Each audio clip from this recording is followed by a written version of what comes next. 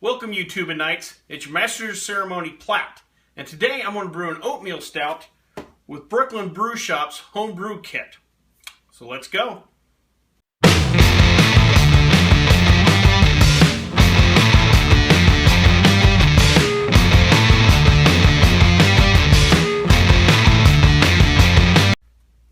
This is the third video of a series I'm doing over homebrew kits. The first two kits, Cooper's and Mr. Beer, were pretty straightforward. You got a can of malt extract, you may or may not needed to add sugar, you add a little water, and boom, you had beer. Well, this Brooklyn Brew Shop kit doesn't have any extract. We're actually getting to use real grain and do what they call all grain brewing, which is how they brew at your local brewery. Now, it's very important on this kit, more so than the other two, to go through the instructions, because there's certain techniques you're going to learn brewing up a batch of this oatmeal stout that you didn't before. But these techniques will help you along when you get further into home brewing. So let's see what's in the kit. The Brooklyn Brew Shop kit gives you everything you need to produce a gallon of beer. The only thing you're really missing is the bottles for your beer. You start off first with the gallon glass fermenter. You have the tubing for racking your beer and bottling it. You have the racking cane, obviously, that goes with that. Then you have a thermometer. You'll use that thermometer several times throughout the process to measure the temperature. Next, you have your pre-measured grains that are also already milled for you, so they're ready to go. Next is the pre-measured yeast pack and hops. Finally, you have your sanitized packet, your airlock, and various other tops and clamps that you'll need for this project. Well, now we've seen what's in there, let's get to brewing. Well, alright, the first thing we've done, of course after sanitizing all our equipment, is we've heated up 2.5 quarts of water to roughly 160 degrees. Now we're going to take our grains and we're going to add them into the water. This is called mashing in. And once we have all the grains in there, this is going to reduce the temperature of the water to roughly around 150, 152 degrees. You want to stir in all the grains. Make sure there's no dough balls or any dry patches. You kind of want to get the consistency of oatmeal.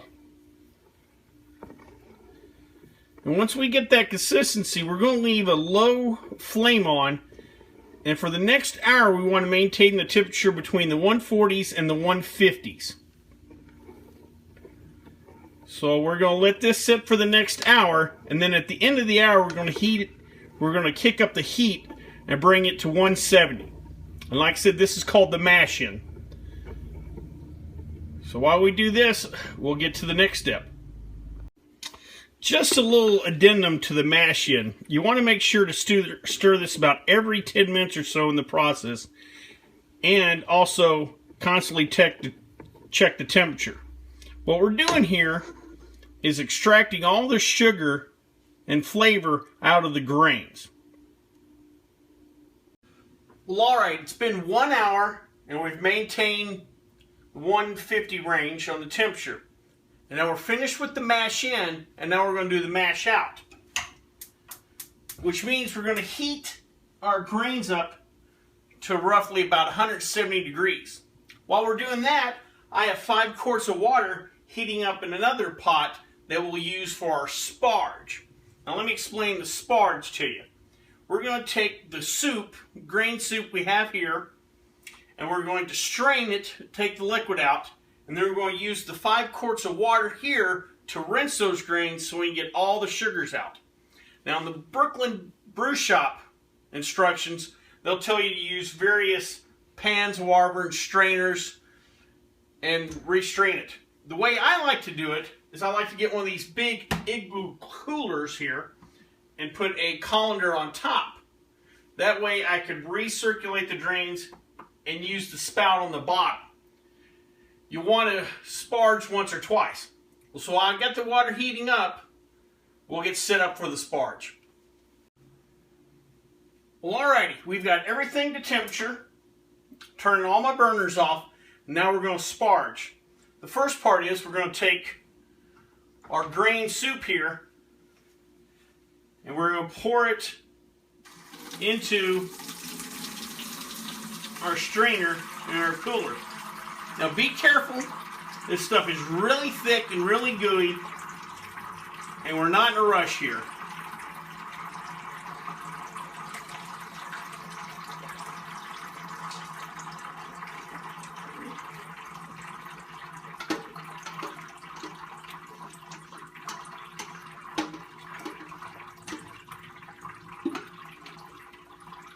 And you want to scoop out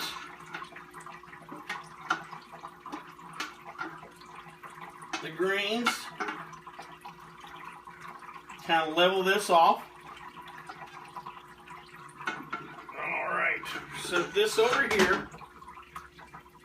Now we're going to take our 5 gallons of water that we've heated up to 170 and we're going to rinse through these.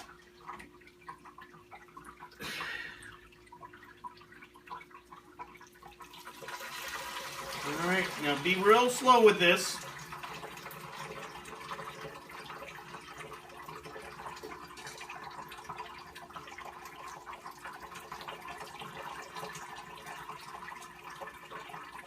This helps us to get the most out of the grains. You'll might hear a term called brew efficiency, and this helps get the most out of your grains.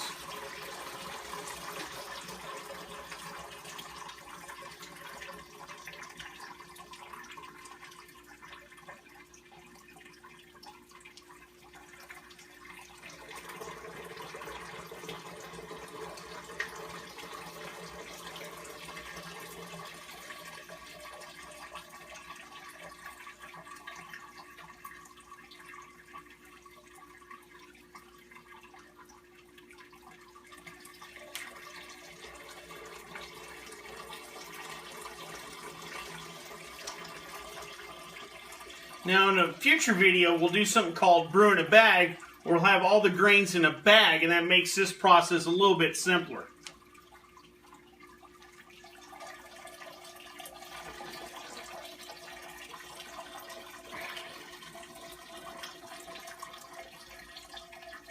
Alright, and that is the 5 quarts of water. Now there's still more sugar in there, so what we're going to do is circulate back through. And we'll set this up here. And you'll want to take the pot with all the grains, because you still have grains in there, to recirculate.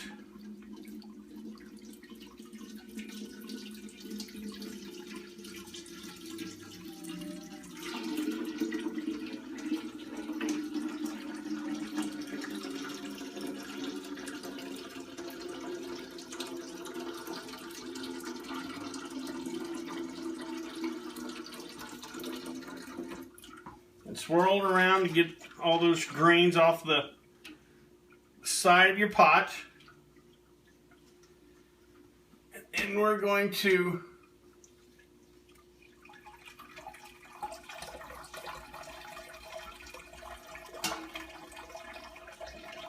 I'm going to do this a couple more times and then we'll prep for the boil. Well, alright, we've finished our sparge and we've collected about 6 quarts of liquid. Now this liquid's called wort. Wort is beer before we fermented it. And we have 6 quarts of wort. Now we're going to do a boil for about 1 hour, and in this hour we're going to reduce the volume down by about 20 to 30%. This is going to concentrate the sugars and concentrate the flavors. The minute the boil starts, we're going to add 2/3 of our hop packet. With about 15 minutes left in the boil, we're going to put in the rest of the hops. After 1 hour boil, we're going to turn the flame off, and then we're going to cool down the wort to proper fermentation temperature. So we're going to let this boil, and we'll come back when we're done with the boil. Well, alright, we finished our 60-minute boil, we've turned off the heat, and we've placed our wort into an ice bath. I hope you noticed when the boil started how much foam we had. Be careful when you do these boils. You want to make sure you have a container that gives you plenty of headspace so you don't have what's called a boil over. Like I said, this stuff's pretty sticky. Well, we're going to leave this in the ice bath so we can get down to proper fermentation temperature. And we want to do it as quickly as possible because we don't want to give bacteria time to grow into our wort. So we're going to let this cool off and get down to our proper fermentation temperature, which we're shooting about for 70 degrees. And then we'll pitch our yeast. Well, we got our wort down to 70 degrees. And once we got it down there, we put it into our fermenter. And we gave our fermenter a good shake. It's called aerating your wort. We want to get plenty of oxygen in there so the yeast can grow in a proper environment. After we shook it up, we put in our yeast. And this is where I made a little mistake. I went ahead and put my airlock on. But if you read through the instructions on the Brooklyn Brew Shop kit, it says to put a tube in, what's called a blowout tube. If you don't have enough head space in your fermenter, sometimes the foam will come out the top. As you can see, I got a little foam up into the airlock, but luckily it didn't blow out. But be sure to put that tube in for the first couple of days, and when fermentation slows, your head comes back down. Now we're going to let this sit for the next 2 weeks, and in 2 weeks we're going to bottle. Now we'll leave the bottles out at room temperature for another 2 weeks, and then after that you're ready to throw in the fridge and enjoy. I hope you caught all the different things we did in this kit, because again we're doing all grain brewing, and it's a more advanced way of brewing. If you notice in the instructions, it also gave you an opportunity to kind of tweak the recipe a little bit. On this particular oatmeal stout, they gave you an option to make an oatmeal raisin cookie stout by the addition of cinnamon and raisins. In future videos, I'll show you how to trick up or tweak these brew kits to make more interesting and complex beers. Well, I hope you liked the video, and if you did, feel free to subscribe, and feel free to also leave comments. Well, until next time, bye-bye.